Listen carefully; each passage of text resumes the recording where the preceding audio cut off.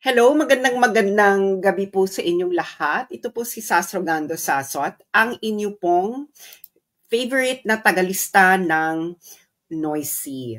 Ayan. Ano na mga katoto? Kamusta kayong lahat? Paki-share na po ngayon ang ating live dahil pag-uusapan po natin ang comedy show na nangyari kanina sa Senate hearing na Senator Amy Marcos tungkol sa forced exile ni Pangulong Duterte sa Netherlands. Ayan. Kamusta po kayong lahat? Mabuhay po tayong mga Pilipino dahil napaka-importante po ng ating pag-uusapan ngayon. So, please share now our live para marami pong makarinig, makaintindi, at makapaghimay ng ating mga importanteng usapin ng bayan. Marami na po tayong namumulat sa kalokohang ito ng gobyerno ng Coca-Cola. Hindi ko in-endorse ang soft drink na yan. Huwag niyong bibilin dahil hindi maganda ang soft drink. So, always drink healthy. Anyway, so, ito na, share niyo na. Lalo na yung mga kanina pa nag-aantay. Kanina pa kayo nag-aantay, di ba? So, ito na, no? At ako'y nakakain na. Nagawa ko na ang aking mga dapat gawin ngayong araw na ito. Okay? So, please, share now. Ayan, share now. Maraming salamat sa inyong aking mga masugid na taga-subaybay. Dahil as of this moment, dahil sa inyong very enthusiastic na aking mga audience, all organic, walang halong chemical, ang atin po ngayong update sa ating number ng ating na mga na-boost na po ng FB ang ating mga content dahil sa inyong kagitingan, sa pag-share sa inyong mga kachismisan, chat groups, Facebook groups, at kung ano-ano pa sa inyong mga wall. As of this moment, 178,478,388 views na po tayo at ang ating pong engagement ay 24.8 million. Malaki po yan. Okay? Iilan lang tayo sa aking page, 507,000. So, that's huge. Ito ay dahil sa inyo po na masugid na nagko-comment, nag-share, at nagpapalagana po ng comedy. Comedy naman kasi nangyayari. So, ito na, pag-uusapan na natin. And of course, no, binabati ko po ang mga taga-Wakanda. Alam niyo naman, Wakanda forever. Ako, kay maniniwala kay Southern Luzon, Wakanda. Kay maniniwala dyan sa apology niyan. Kilala ko yan. Iyan na isang dakilang Orokan. Double-faced, walang paninindigan. Alam niyo naman siguro. Kaya huwag kayo magpapadala. Sorry, kumakain ako ng chocolate. At gusto ko ng panghimagas kasi kakakain ko lang at isda yung kinain ko. Okay. Now, mga taga-Wakanda, alam niyo naman ang nangyari kay Black Panther. Hindi ba? Pag-uusapan na natin dahil ang daming comedy kanina. Okay? So, ang una nating comedy ay, Oy Bob PH, gagamitin ko ang iyong mga videos dahil maganda ang iyong mga content. Okay? I-follow nyo si Bob PH kasi talagang isa ito nung panahon pa to ni Duterte. Panahon pa siya ni Duterte, kaya siya very So i-follow nyo yan mamaya, si Vov PH. Kasi gumagawa yan ng mga video content. Ayan, Vov PH. Matagal na to. Panahon pa to ni Digong. So, minsan active siya, minsan hindi. Kasi nga, yung nasa likod kasi ng Vov PH is grabe kasi ang trabaho nito. So, uunahin na muna natin ang guwaping, no? Ako, John Vic, ha? DILG Secretary John Vic. Alam mo, crush pa naman kita. Pero, as of this moment, parang nawala na yung pagiging gwapo mo. Dahil hindi na namin alam ang gusto mong gawin sa buhay, John Vic. Okay, ano ba yung point natin dito kay John Vic? Ito kasi si John Vic, sandali. Meron ba akong stand alone ni John Vic? Unahin natin si John Vic kasi si John Vic talaga yung nakakatawa. Todo. Parang, meron ba akong ano ni John Vic? O ito, papanoorin muna natin ang eksena ni John Vic sa buhay. Okay? Kayo ba? Because during the press conference... Okay. This is from his interview sa Bilyonaryo with the gorgeous Pinky Webb. Ayan Pinky Webb, sabi ko na gorgeous ka. Gorgeous ka naman talaga. So, actually, ang ganda ng face card ng interview na to. No? Gwapong-gwapong si John Vic, gorgeous na Pinky Webb. So, usapan to ng mga magaganda. Ayun nga lang. Parang usapan nga lang ng ganda lang. So, papanoorin natin si John Vic. Siguro napanood nyo na itong lahat. Okay. So, i-recap lang natin yung kanyang sinabi ng ating crush na si John Vic Remulla. Aminin nyo, nagwapo si John Vic. Huwag na kayo magtaka. Gwapo talaga si John Vic. Pero, i-evaluate na ngayon natin ang kanyang substance, no?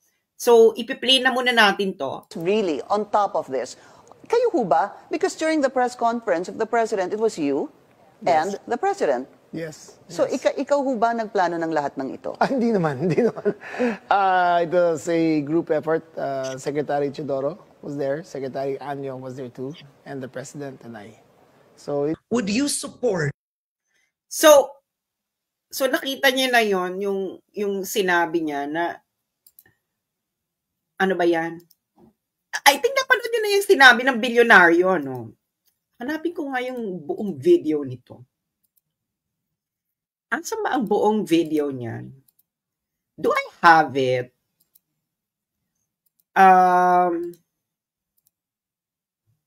Anyway, papanoodin din natin dito. Nasa VOV PH din siya. Ang nakakagulat kasi is John Vic Remulla.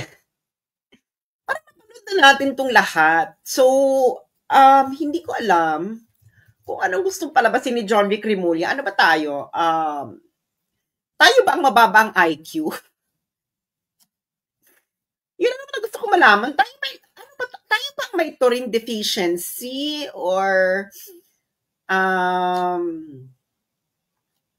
tayo ba ang nasa ibang kalawakan? Ano ba? Nasa multiverse na ba tayo? Tayo na ba ay hindi ko na alam kung anong nangyayari dito sa ating bayan, no? Anong nangyayari sa ating universe? Parang nag-split na ba ang universe at dumating na ba si Doctor Who? Si Thanos, napunta na ba kay Thanos ang Infinity Ring? Kaya gusto ko yung buong sinabi ni John Vic para with impact. John Vic Remulla, core group. Ayan. Kasi maganda kasing mapakinggan natin yung buo para walang misrepresentation. Baka na naman sabihin nila, tayo? Nagsisinungaling tayo. Hindi ba? Okay, let's find parang hirap namang hanapin ngayon ng core group. Core group, 'di ba? Kasi baka sabihin nila fake news tayo kasi hindi naman ang hirap nang hanapin ng core group. Ano ba 'to? Nag-ano na ba tayo? Kasi dapat manggagaling sa kanyang bibig mismo. Kailangan straight from his mouth. Baka sabihin kasi ni John Vic Remulla na AI. Hindi ba?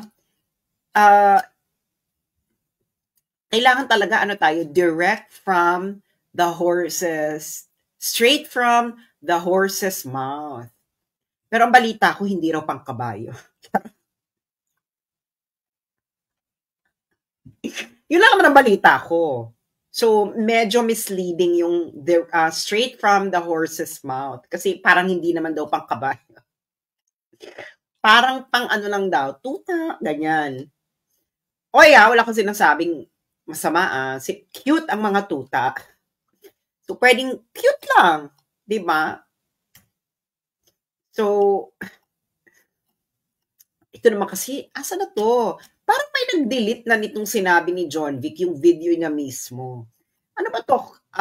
Scrubbing na ba ang tawag dito? Online scrubbing. Hindi ko na mahanap yung video eh. Kanina, kahapon, ang daming video nito. Kaya ngayon, kaya alam niyo na ang importansya na pag may nakita kayong video, i-download nyo na kagad. Hindi ba? I-download nyo na kagad. So, asa na yung... Okay, ito na lang kasi maganda dito. May nakita ako, John Vic versus John Vic. So, ito, papanood ko sa inyo para for more... Was that the plan from the very beginning? What was, and who was really on top of... Ulitin natin. Was that the plan from the very beginning? What was... Hala, bakit ako naglalag? Was that the plan from the very beginning? What was... And who was really on top of this? Kayo ho ba? Because during the press conference of the president, it was you and the president. Yes. So, ikaw ho ba nagplano ng lahat ng ito? Hindi naman. It was a group effort. Secretary Chidoro was there. Secretary Anyo was there too. And the president and I. Few moments later. Pakaliwanag naman ang sabi ninyo, hindi ako mag-isa kahit ako ang kasama ng presidente nung nagsalita sa press con, hindi ako mag-isa ang nagplano. Isang grupo kami. Tapos pinangalanan mo. No, ma'am. Sinabi ninyo eh. I state, ma'am, again, executive privilege, but ma'am, walang executive privilege kasi binunyag na ninyo sa TV. State it very clear, as I stated very clear, that there was no mastermind. We were discussing mainly about what the president's statements were in Hong Kong, and it was based all on that statement, ma'am. Sinabi ninyo na hindi kayo mag-isa na nagplano, kundi isang There was no grupo. planning, ma'am. Pero yun ang sabi eh. I said, hindi ako nagplano. May isang grupo na nagplano. We were all talking about a rumor, ma'am, and that is all. Rumor lang yun? Yes, ma'am.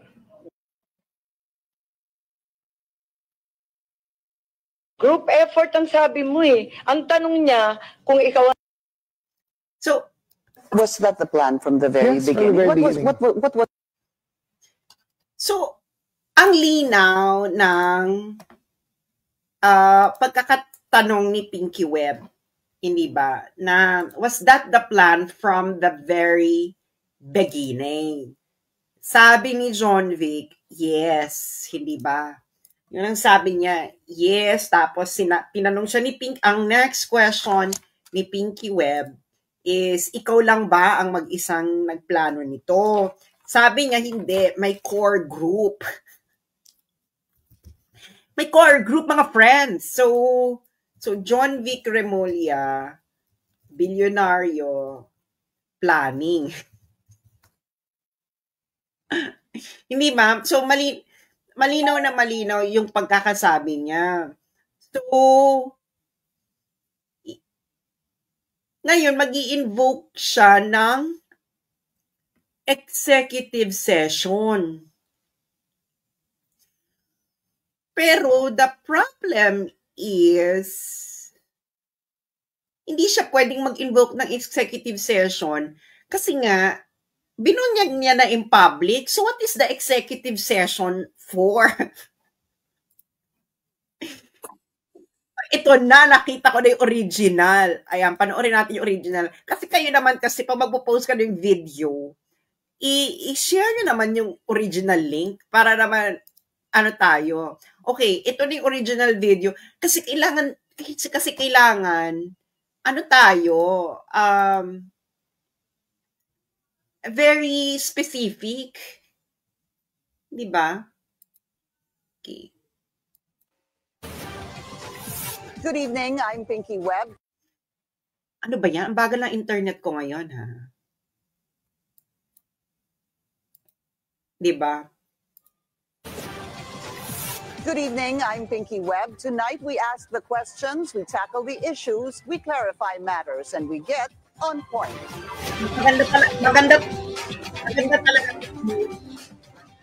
Maganda talaga to si Pinky Webb. So, ayan. Ang tagal naman. Ay nako, ang bagal na internet ko. Basta alam nyo na yan, napanood na ng bayan yan. So, ngayon, nagdi-deny ito si John Vic. Na walang nagplano. So, that is the problem. Kasi, ikaw ang nagmayabang na may core group. Tapos sabi ni John Vic, wala daw core group. Hindi kasi po pwede na John Vic, ang yabang-yabang mo ng isang araw, may core group, itinuro mo pa lahat, yung mga kasama. Tapos, ang nakakaloka pa nun, nung nandoon na si Secretary Anyo, ito ang sinabi niya sa Senate hearing, di ba si Secretary Anyo, sa nagsabing, kasama sa core group. The implementation of the ICC warrant is beyond my... The implementation of the ICC warrant is beyond my... Ano ba yan? The implementation of the ICC warrant is beyond... Naluloka ako. Ano nangyayari sa aking connection? Ayan na. Okay. So, eto na.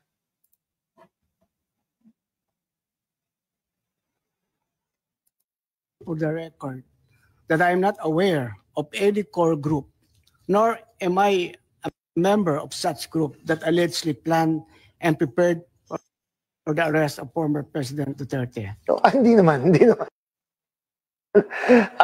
was a group effort, Secretary Ann.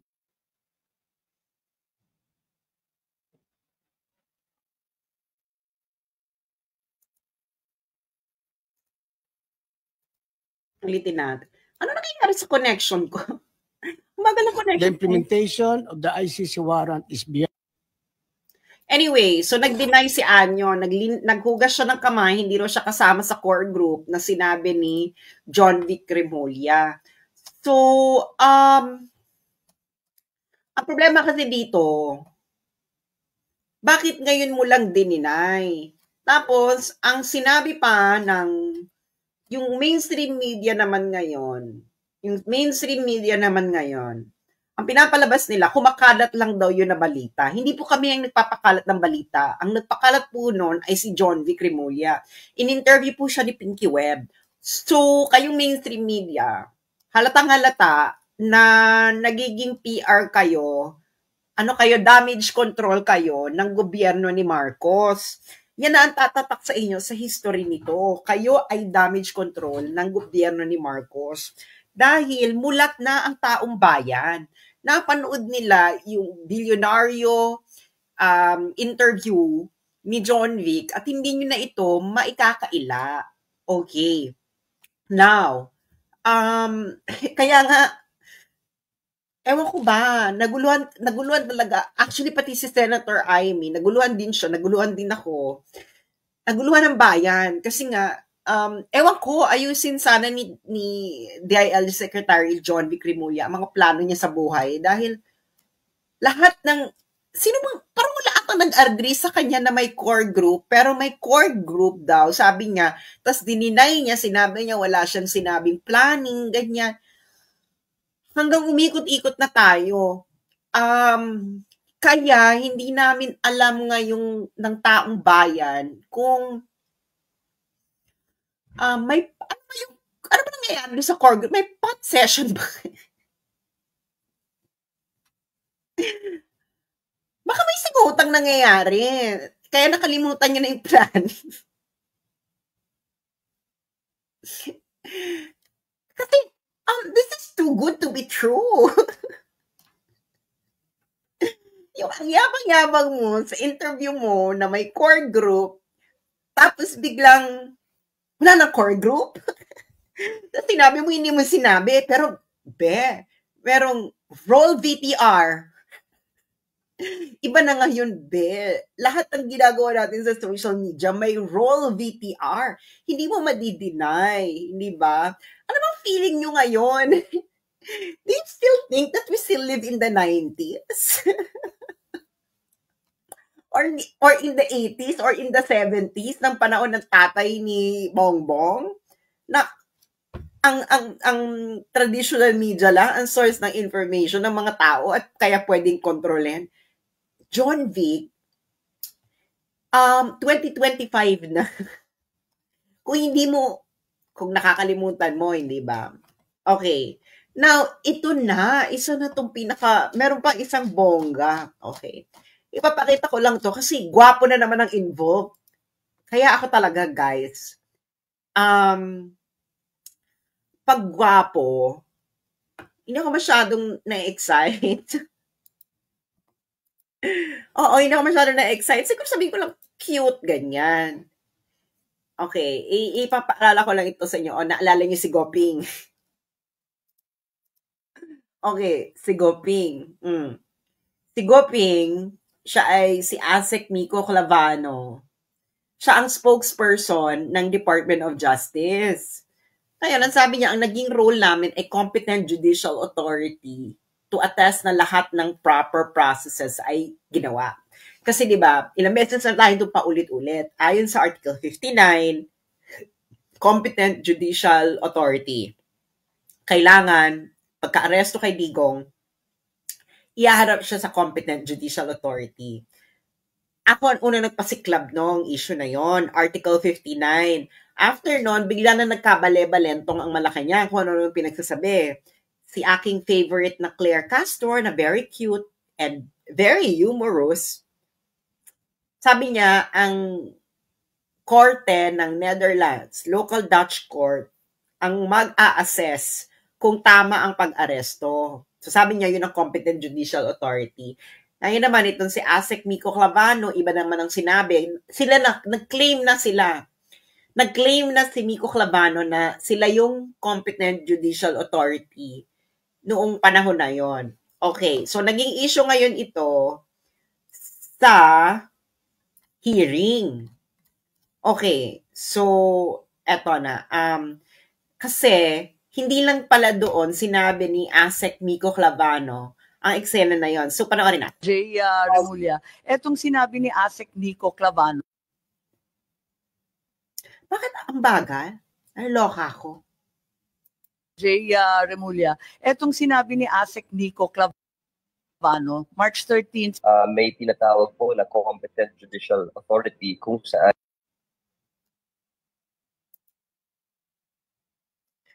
ang tagal, naglalag ako ha.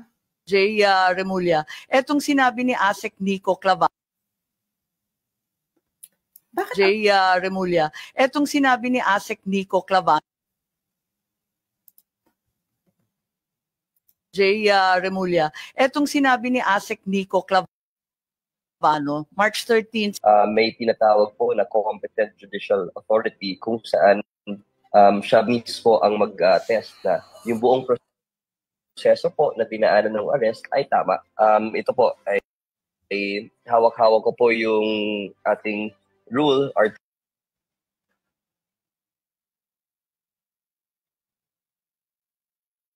Ang tagal, bakit ako naglalag? Bakit naglalag ang mga video sa Facebook? Ngayon lang ito nangyari, ha? Bitin natin. Jay Remulla, etong sinabi ni ASEC Nico Clavano. Okay, so anyway, so tinanong si DOJ Secretary Remulla tungkol dito. Ngayon, ang sabi ni DOJ Secretary Remulla, hindi naman, ano lang daw yon, figuratively. Hawak ko po yung ating rule, Article 59, na kailangan dalhin yung person arrested sa competent judicial authority. So yun po yung naging papel. Kami po yung nagsilbing competent judicial authority. Okay, so narinig nyo na. So ibig sabihin, ina-acknowledge niya yung Article 59. This is the spokesperson ng DOJ. Ito yung pagkatapos ng pumutok yung Article 59 bonanza ko. Di ba pinakita pa ni Clavano? Spokesperson to ng DOJ. So, ibig sabihin, nire-recognize niya. Pero inako na lang niya na yung DOJ, yung Competent Judicial Authority, hindi nga sila ang Competent Judicial Authority kasi nga, according to DOJ Remulla, hindi naman daw hukom ang DOJ. So, tinanong ni Amy Marcos, so, ano itong sinabi ng spokesperson nyo? Ang sabi ni Remulla, ano lang daw yon, figurative.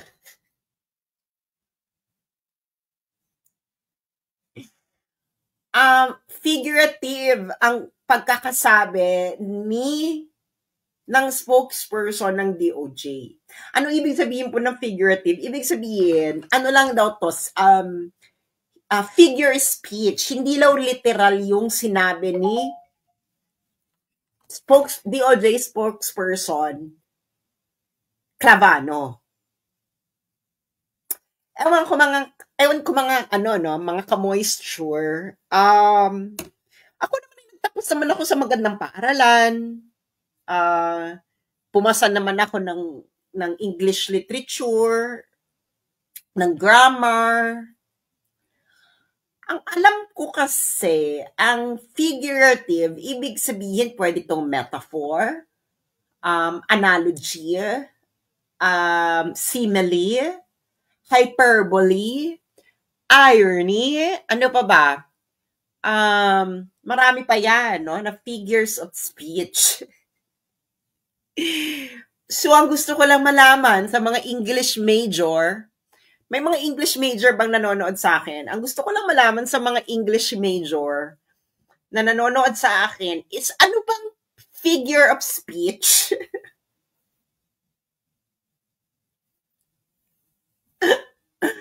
Ano bang figure of speech ang nangyari sa sinabi ni Nico Clavano? Para sa mga English major, uulitin natin kasi I'm very interested kung anong figure of speech yon, no? Kasi parang hindi ko ata ito napag-aralan sa English literature and English grammar. So, baka ganito sa Ateneo kasi taga-Ateneo to eh. So, ulitin natin. Ito po na dinaanan ng arrest ay tama. Ito po ay... So, parang hindi naman ata siya nag-figure of speech kasi ito lang kasi hindi ako English major. So, ipapaubaya ko na lang to sa mga English major. Kasi si Goping, binasa niya yung Article 59. Sabi nga, required daw sa Article 59 ng ICC na kailangan i-present sa harapan ng competent judicial authority.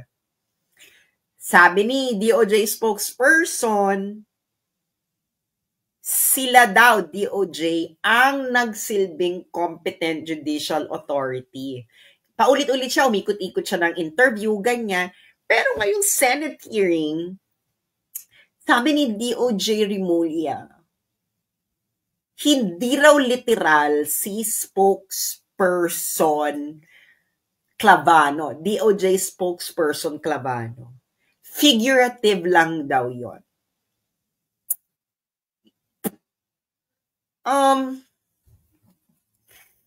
Anong nangyayari? Bakit napunta na tayo sa English literature? Bakit poetic interpretation? Onomatopoeia daw. Leche ka Fernando Guerrero, sabi niya, oxymoron. Pwede naman daw oxymoron. Ayun na nga, ano ba oxymoron? Irony? Metaphor? Personification? Simile? Synecdoche? Alam mo feeling ko talaga, ang ganda ng mga final exams ngayon, hindi lang sa bar exam. Ako Supreme Court ako talaga i-require, sana nakikiusap ako sa Supreme Court sa bar exam ngayon ng mga laws ng mga gusto maging lawyer. Kapag ang question na ito hindi lumabas Supreme Court, hindi kayo relevant. Dapat ganyan. Dapat may ganyang question.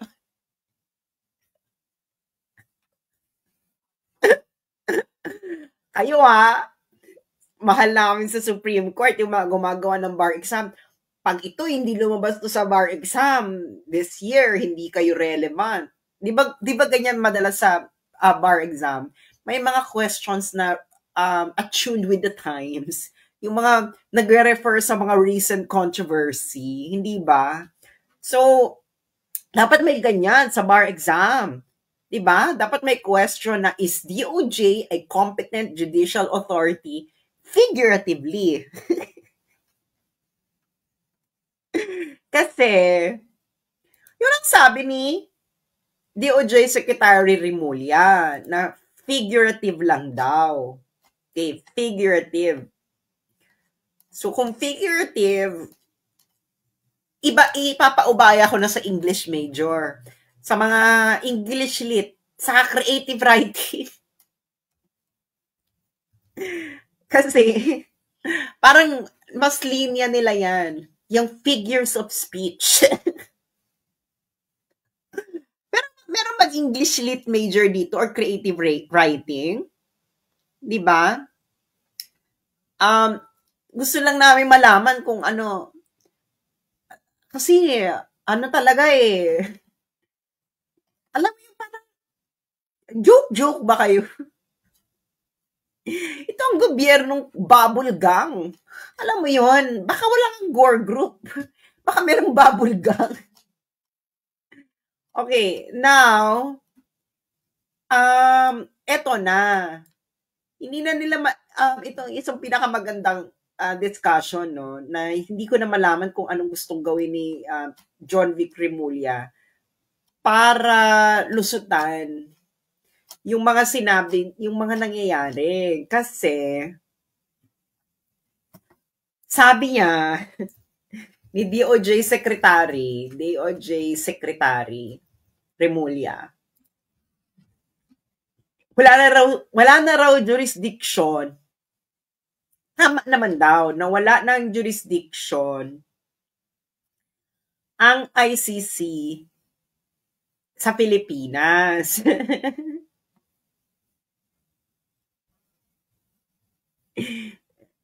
Pero, ngayon,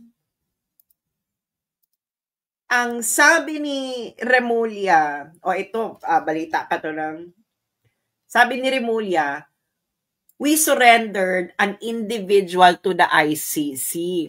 We did not surrender as a country. Okay. Bakit mahalaga to? Bakit mahalaga tong chika na to? Okay. Mahalaga ang chika na to. Ay, ano ko kay Maharlika. Bakit mahalaga ang chika na to? Kasi,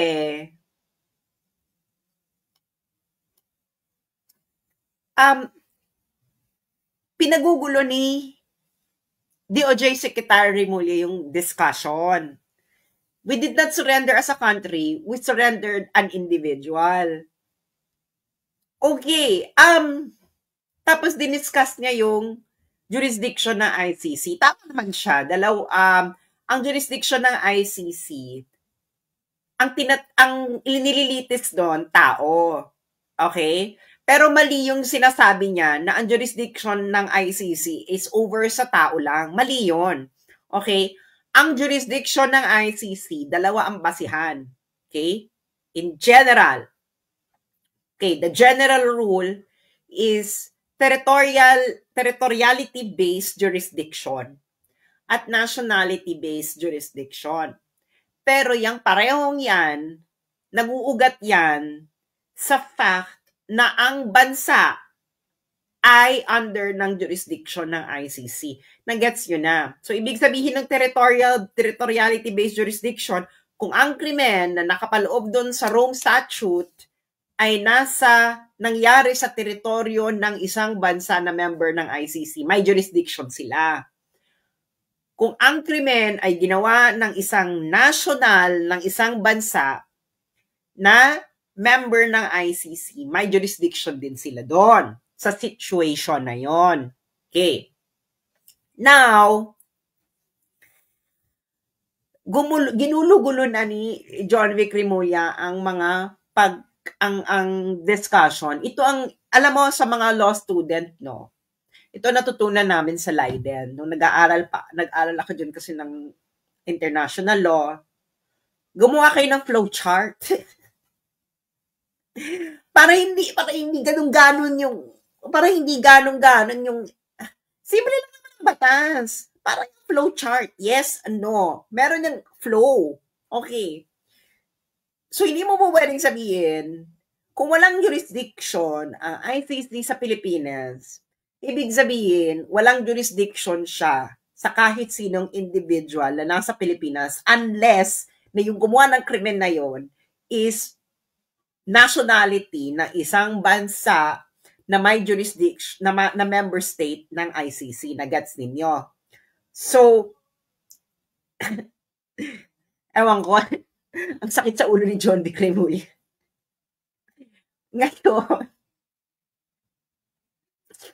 Ngayon, yung sinasabi mo na may jurisdiction sa individual, kaya mo sinurrender, hindi nga po pwede yun. Kailangan, ikaw muna is under ng jurisdiction. Pwede mong isurrender voluntarily, kahit wala ka sa jurisdiction. Pwede naman yon. Or pwede ka mapasa ilalim ng jurisdiction kung merong UN Security Council resolution na nag-authorize sa ICC prosecutor to investigate a situation. Okay. Now, napakamaselan na usapin itong jurisdiction, and I believe na i-raise ulit ito ng lawyer ni PRRD as they said na ita-challenge nila yung jurisdiction. Bakit? Okay? Bakit? Kasi unang-una, hindi unanimous yung ICC judges doon sa issue ng jurisdiction nung nag-decide sila. I think that was in 2023 or earlier than 2023. I can't remember the exact year. Okay, bakit ba sa limuot yung jurisdiction na yan? Yung jurisdictional issue na yan. Okay. Ganito yan, ipopose ko lang yung sinabi ko para hindi ako mawala. Okay. Kasi, di ba hindi sila unanimous, yung mga judges. So, 5 yung judge doon, 2 ay nagkaroon ng dissenting opinion. Okay. Bakit? Bakit kamo? Ano ang kanilang argument? At yung argument nila nakakatuwa kasi they based it on the analysis ng dati kong professor sa international jurisprudence. Okay. So, nakita ko yung pangalan niya, professor ko to sa international jurisprudence sa Leiden. So, alam ko yung argument na yon. Ngayon, ang issue ganito, kailan nagkakaroon ng jurisdiction yung korte Nagigets nyo? Ito yung nuance. Kailan nagkakaroon ng jurisdiction yung korte? Ito ba ay nagkaroon ba ng jurisdiction ng korte noong nakatanggap ng communication yung ICC prosecutor or nung nagpahiwatig siya na mag-i-investigate siya, na humiling siya sa korte na magkaroon ng authorization na mag-investigate? So, yon ang issue.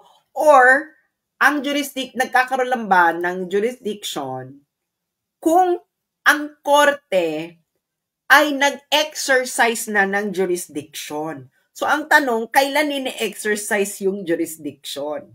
Okay? Sabi nung judge, nag-exercise yung jurisdiction nung inauthorize mo na yung prosecutor na mag-investigate. Kaya yung dalawang judge, nag-dissent sila. Bakit kamo?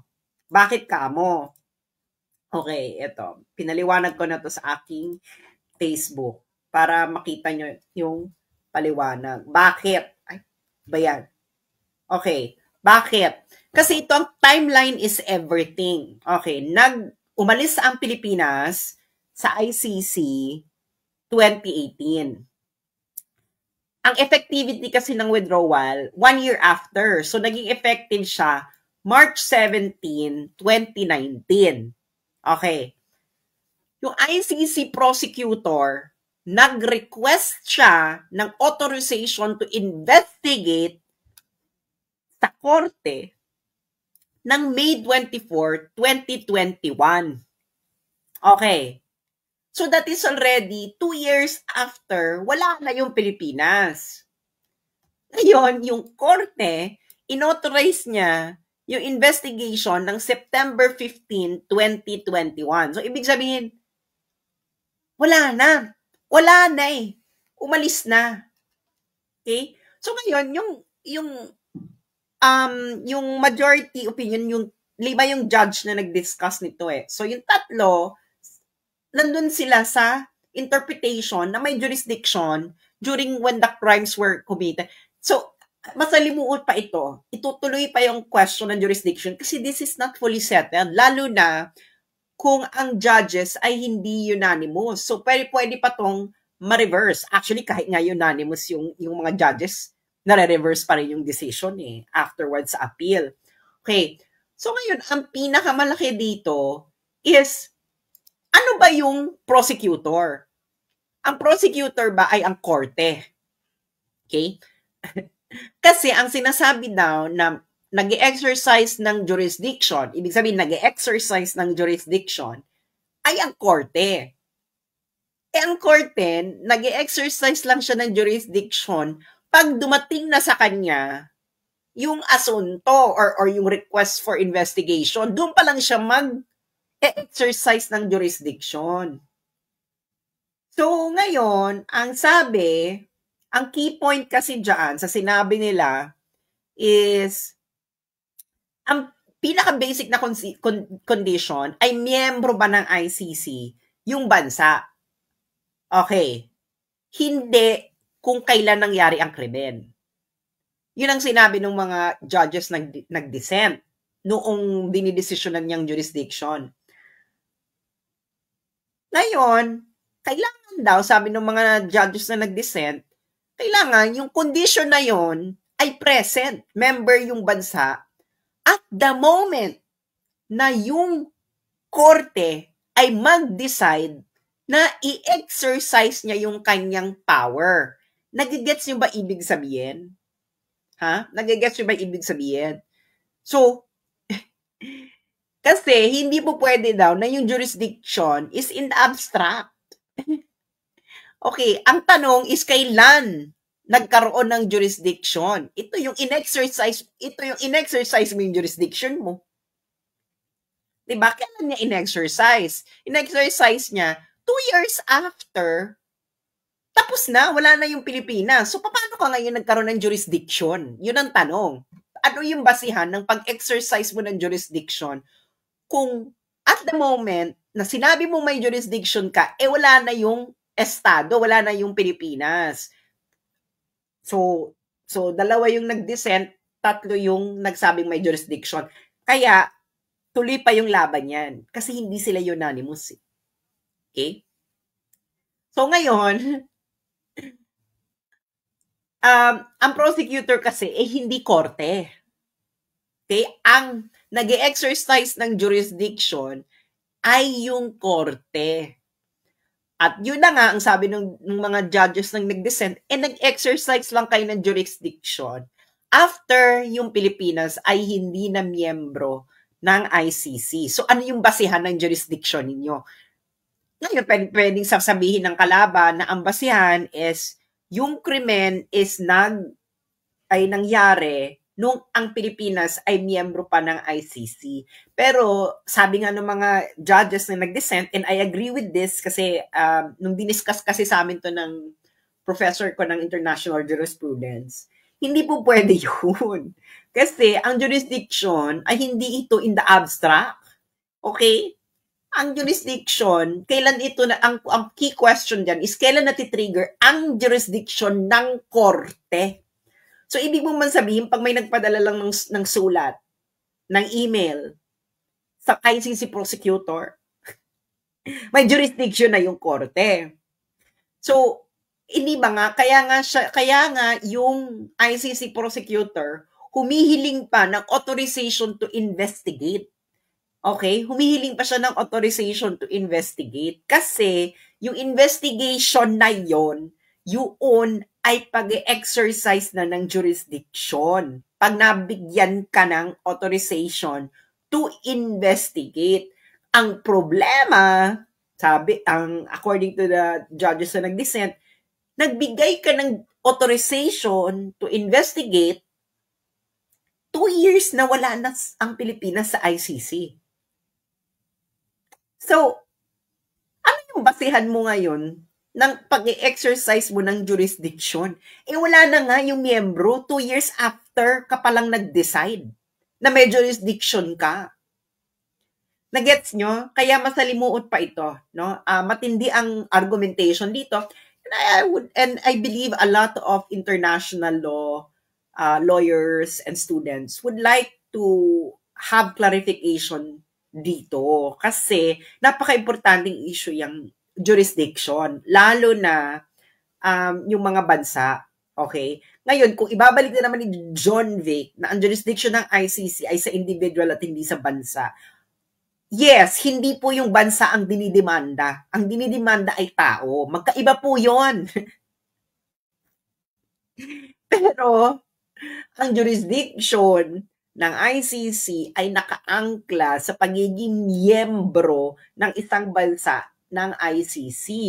Ngayon, there are other exceptional circumstances, like for example, yung bansa hindi miyembro pero nag-volunteer siya na isuplong na lang sa ICC yung situation sa bansa niya, or merong UN Security Council resolution na itong bansa na to, hindi to member ng ICC, pero paimbestigahan natin to sa ICC. That is within the power of the UN Security Council. Now, kaya magulo yung ginagawa ni John Vic. Malinaw na nga malinaw yung policy ng gobyerno, wala kayong jurisdiction. Hindi mo po pwedeng sabihin, wala silang jurisdiction sa Pilipinas, pero may jurisdiction sila sa Pilipino. It doesn't match. Kung may jurisdiction sila sa Pilipino, yung Pilipino, dapat is yung bansa niya, miyembro ng ICC. O ginawa niya yung krimen sa isang lugar na sa isang bansa, na yung bansa na yun ay miyembro ng ICC. Kaya nga, sir, gumawa kayo ng flowchart minsan.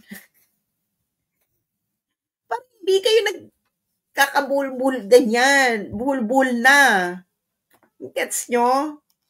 Okay. Ngayon naman, itong si DOJ Secretary, Diyos ko naman, nag-refer na naman dun sa RA. RA kuning-kuning. Okay. Kasi nga, naano na sila dun sa Article 59. Gusto-gusto na nilang lusutan yung Article 59 kung ano-ano nang pinagsasabi nila. Okay. Ngayon, ito na yung favorite nila. Paulit-ulit nila ito. Na yung RA, asa na yung ano ko? yung RA 9851. Okay, RA 9851. Yung RA 9851, yan yung Philippine Act on Crimes Against Humanity, Hechos Garbanzos. Okay, ngayon, nagdepende daw sila sa Section 17. Okay. Kasi meron doon linya, ito, in the interest of justice, the relevant Philippine authorities may dispense with the investigation or prosecution of a crime punishable under this act if another court or international tribunal is already conducting the investigation or undertaking the prosecution of such crime. Instead, the authorities may surrender or extradite suspected or accused persons in the Philippines to the appropriate international court, if any, or to another state pursuant to the applicable extradition laws and treaties. Ngayon, yeah, tama. Yan ang nakalagay sa batas. Hindi naman to obligatory eh. May ang sinabi. Ibig sabihin, may discretion. Sino ngayon yung may discretion na gagawin ito? Okay? At ang nakalimutan nila dito is yung condition. Pursuant to the applicable extradition laws and treaties. So ano yung applicable extradition laws and treaties sa pag-surrender ninyo? Yan dapat ang ipaliwanag ninyo kasi yan ang condition eh, pursuant to the applicable extradition laws and treaties. Yung pag-surrender ninyo dapat pursuant to the applicable extradition laws and treaties. So babalik ulit tayo sa Article 59. Kasi yan lang naman yung applicable treaty. Kasi it's an ICC warrant. ICC warrant is issued under the mandate, under the rules of the ICC treaty. Now, even the surrender is governed by the ICC treaty. Ito na yung assuming for the sake of argument na may jurisdiction pa ang ICC. Okay. So, babalik ngayon tayo sa usapin na may judicial review. Kasi before someone is extradited, a suspect would have to go through judicial review under Philippine law. Did it happen? Ngayon, kung if pursuant to a treaty, what treaty applies? And then yung Rome Statute, yung ICC statute, therefore, Article 59 applies. And you have to present before a competent judicial authority yung suspect, si Digo. Hindi nyo nga ginawa, di ba nga nagmamadali kayo? Dahil nga itong sabi ni Tory, meron daw regulatory period. At just, wala namang period ang nakalagay sa ICC statute eh. Na, okay, pag-aresto mo, dali mo na yan dito within 24 hours. Wala namang ganun. Ang sinabi sa ICC, arrest proceedings, after mong arestuhin, iaharap mo sa korte. Okay. Ang nakakaloka pa kasi, itong si Clavano, sana pwede nang mag-play yung video. May reason sila kung bakit nila hindi hinalap, kung bakit sila ang nagsilbing competent judicial authority. J. Remulla, etong sinabi ni ASEC Nico Clavano, March 13th. May tinatawag po na competent judicial authority kung saan siya mismo ang mag-test na yung buong proseso po na dinaanan ng arrest ay tama. Ito po ay hawak-hawak ko po yung ating rule, Article 59, na kailangan dalhin no, yung person.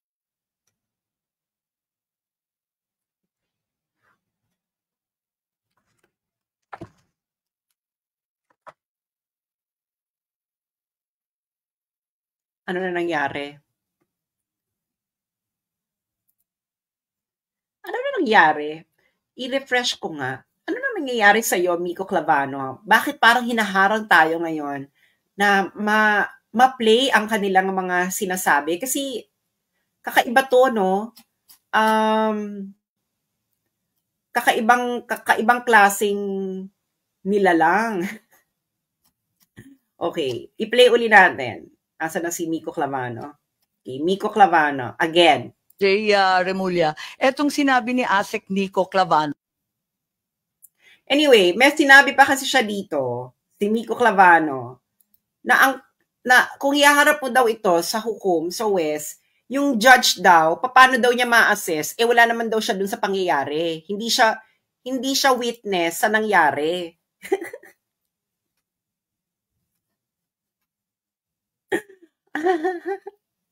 Ano ba to? So, hindi na lang daw nila hinarap sa huwes, sila na yung nagsilde na competent judicial authority kasi ang huwes naman daw, wala naman daw dun sa pangyayari. So, paano niya i-assess kung tama yung proseso? Miko,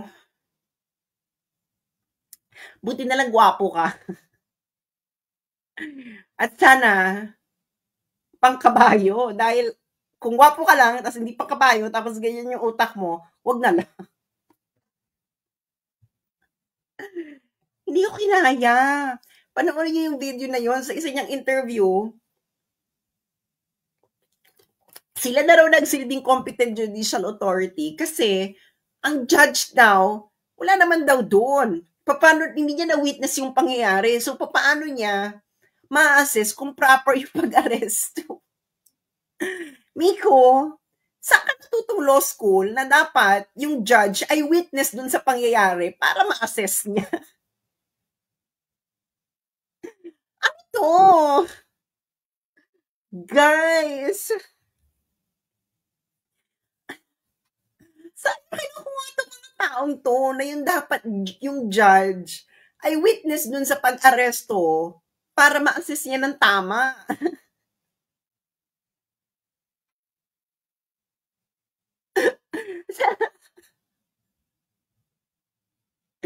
Hindi ko comedy, di ba? Bubble gang. So, ayun na nga. Hindi po namin kasalanan kung natatawa sa inyong mga tao at pinagtatawanan kayo dahil kayo nagbibigay sa amin ng comedy material. Kaya nga, yung fake news at disinformation, hindi ba dapat itong i-invite ng TRICOM? Dahil sila yung puro fake. Can you imagine, in-interview ko na, ito na yung sinabi mo, nung interview mo, pagdating mo ng Senate, iba na naman yung sinabi mo.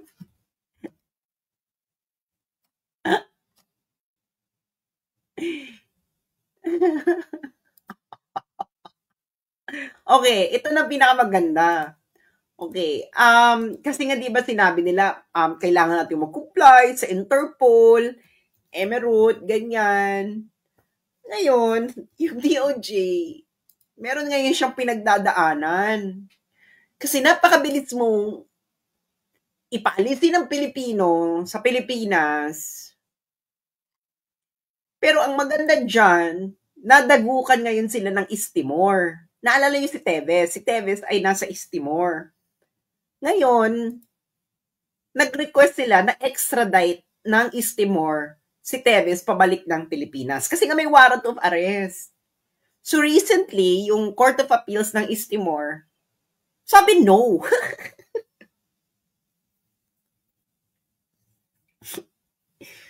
Oh. East Timor ng no?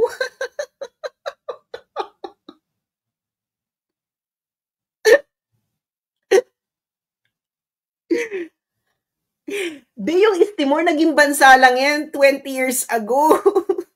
Ay, kailan ba? Ngayon lang, ngayong century lang.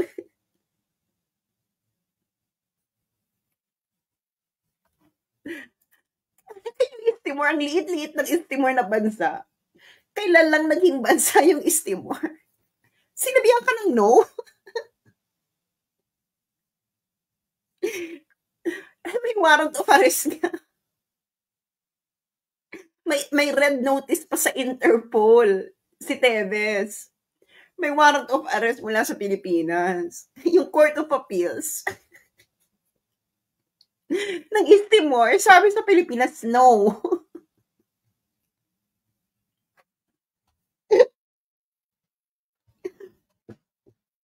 Kasi ito ang pinakamalala. Na Naalala niyo si Alice Go. Di ba si Alice Go daw tumakas ng Malaysia? Yung DOJ, sabi, kailangan daw nila ng information mula Malaysia. Ayaw daw magbigay ng information ng Malaysia tungkol kay Alice Go.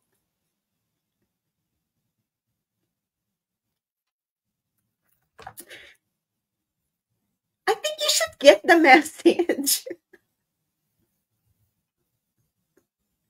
Pero yung Pilipinas, yung dating Pangulo ng Bansa, dating Commander-in-Chief,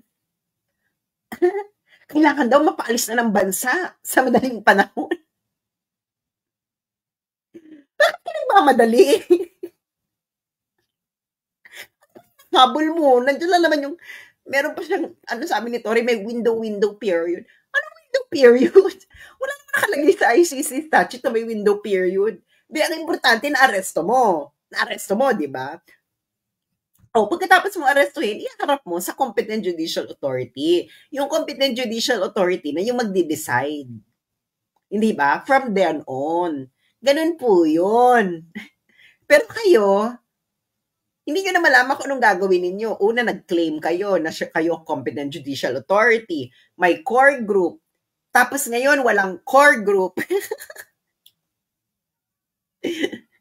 Walang core group na. Si Anyo nag-deny na.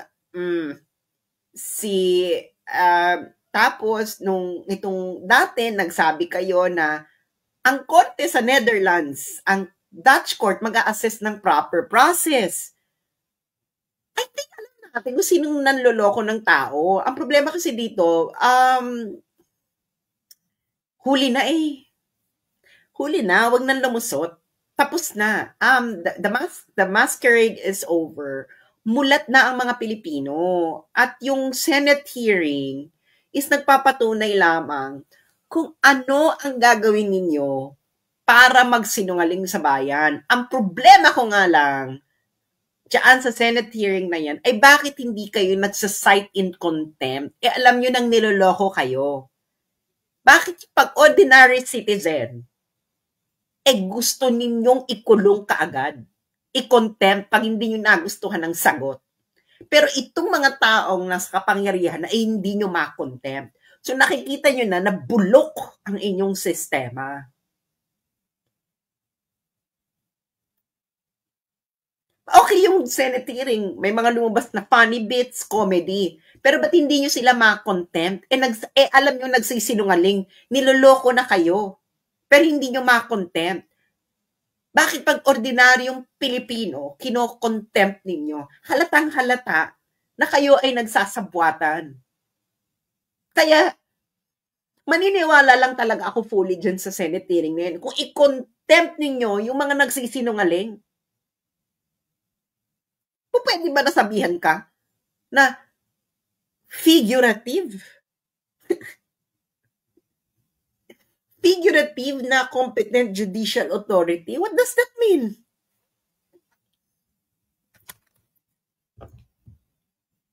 Pwede ba namin sabihin na figurative din po ang ano?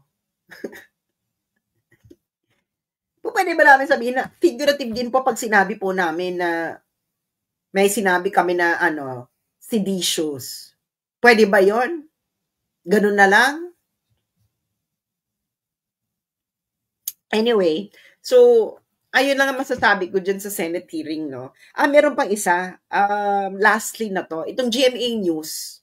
Kita kung gaano nila iniikot-ikot ang utak ng mga Pilipino na parang kulangot, itong GMA News. Meron daw balita ang GMA News, correct me if I'm wrong, na meron daw silang credible source na sinabi na si Digong daw ay nag-apply ng political asylum sa China para umiwas ng ICC warrant.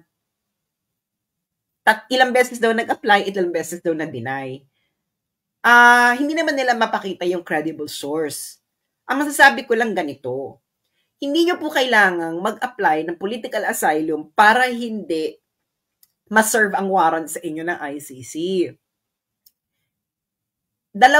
Isang bansa lang po ngayon ang current member ng ICC sa ASEAN. Ito ay Cambodia. Yung East Timor, member siya ng ICC, pero hindi pa sila member ng ASEAN.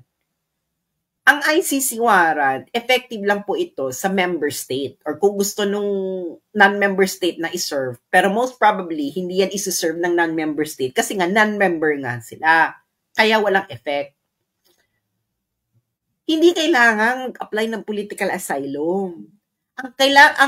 Ang Malaysia, hindi po ito na member ng ICC at hindi niya isi-serve yung ICC warrant kasi nga hindi siya member. Ang kailangan lang gawin ni Digong ay mag-rent ng speedboat mula sa Davao City papuntang Sabah. Hindi nyo na siya mahuhuli. Ganun lang kasimple yun.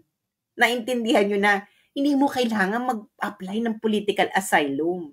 You only need to be in a country that is a non-member state.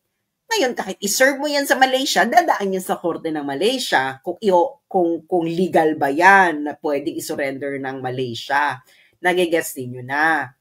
Kaso si Digong, hindi niya nga ginawa. Yun actually yung pinakamabilis. From Davao, sumakay ka ng speedboat, pumunta ka ng Sabah. Napakalapit ng Sabah sa Mindanao. Bakit kailangan pumunta ng China?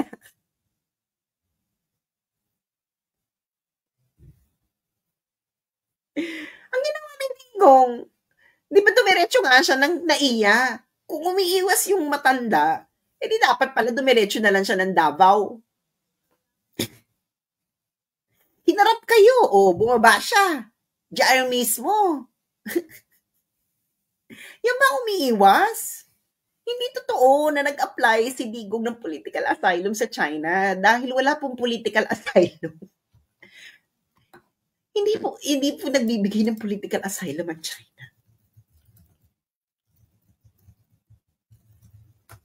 No, they don't. Alam niyo po ba na ang last time na nagbigay ng political asylum ang China ay 1979. Hindi nga sila nagbibigay. Kaya hindi siya nagbibigay ng political asylum. For political reasons. Since 1979, hindi nag-grant ang China. Very, very, very, very, very rare. Dahil ang China, ayaw niya ng mga ganyang gulo. Kaya yung sinasabi niyang na-reject, hindi nga nag-apply. Paano marireject? And since 1979, hindi nagbibigay ng political asylum ang China. At kung gustong umiwas ni Digong sa ICC warrant, ang kailangan lang gawin ni Digong ay ride a boat to Sabah, Malaysia. Because Malaysia is not a member of ICC. And therefore, the arrest warrant cannot be served there. Unless, of course, isuko ng Malaysia, no? Pero dadaan pa yan sa korte ng Malaysia. Because that is the proper process. Ngayon, kayong mga media, yung ginagawa nyo ngayon, in conclusion, yung ginagawa nyo ngayon is the same mistake the American mainstream media were doing. That's why Donald Trump got reelected. It's the same thing. So yun lang po. Maraming salamat. At maraming salamat at mga nagpadala ng tip. And mabuhay po tayong lahat. At huwag po kayong magpapaikot-ikot sa GMA. Alam nyo, marami sa kayo nagtatanong sa akin sa comment, sus, paano itong ganito? Mga yung mga tanong ninyo, kailangan lang ng common sense. Hindi nyo kailangan, ang dami ninyong tanong na nasasagot ng common sense. Gamitin nyo muna yung common sense ninyo. Pag hindi effective ang common sense, kayo mag-escalate into more substantive explanation. But a lot of things in life can be answered by common sense. Gamitin niyo yung sentido común. Okay? Ako, simple lang ang posisyon ko. Ako ay Duterte supporter. Pero, kung lilitisin si Digong, wala akong pakialam. Pero dapat siya litisin ng isang Pilipino prosecutor sa isang Pilipino na korte, sesentensyahan ng Pilipino judge, at kung ikukulong man siya sa kulungan sa Pilipinas. Bakit? Dahil ang Pilipinas, ang mga Pilipino, ang dapat ang siyang magpapasya kung ano ang dapat kakahinatnan ng mga taong sinasabi nilang gumawa ng krimen sa Pilipinas. Yun lang. Ito mga kampits kung ano-anong bale-bale-balento. Common sense. Gumawa ka ng krimen sa Pilipinas, dapat Filipino prosecutor, Filipino judge, Filipino court, Filipino jail.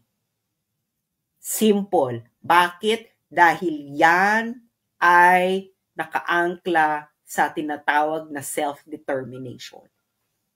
Nagbuwis ng buhay, dugo, pawis, pagod ang ating mga ninuno para makamtan natin ang tinatawag na self-determination.